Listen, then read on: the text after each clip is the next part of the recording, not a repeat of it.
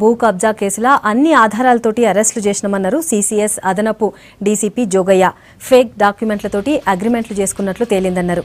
ఈ కేసులో దీపక్ రెడ్డితో పాటు మరో ఇద్దరికి ఇన్వాల్వ్మెంట్ ఉందని అనుమానం ఉందన్నారు. కేసు ప్రాథమిక విచారణలో ఉందని చెప్పిండ్రు జోగయ్య. పూర్తి విచారణ చేసి ఎన్ని కోట్ల కుంభకోణం జరిగిందో తేలుస్తామని చెప్పిండ్రు.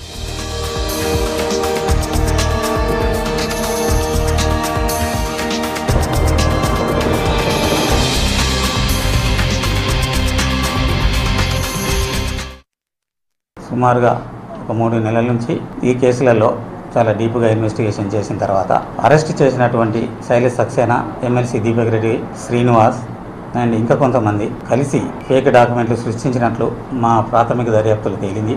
మేము తీసుకున్నటువంటి కలెక్ట్ చేసినటువంటి డాక్యుమెంటరీ ఎవిడెన్స్, ఓరల్ ఎవిడెన్స్ ద్వారా అఫెన్సులు వీళ్ళ మీద ప్రూవ్ అయ్యాయి కనుక వాళ్ళని అరెస్ట్ చేయడం జరిగింది. ఆసిఫ్ నగర్లో భోజగుట్టకు సంబంధించినటువంటి 78 ఎకరాలు సర్వే నంబర్ 194 నుంచి 299 వరకు 78 ఎకరాల చేంజ్ ఒక దొంగ పత్రాలు లేని వ్యక్తి పేరు మీద దొంగ పత్రాలు రిజిస్ట్రేషన్ సృష్టించి దీపక్ రెడ్డి అతని పేరు మీదను, ఇంకొక ఫిక్సెస్ నేమ్ మీదను, శైలేష్ సక్సేనా ఒక ఫాదర్ పైన కూడా అగ్రిమెంట్ చేసుకోవడం జరిగింది.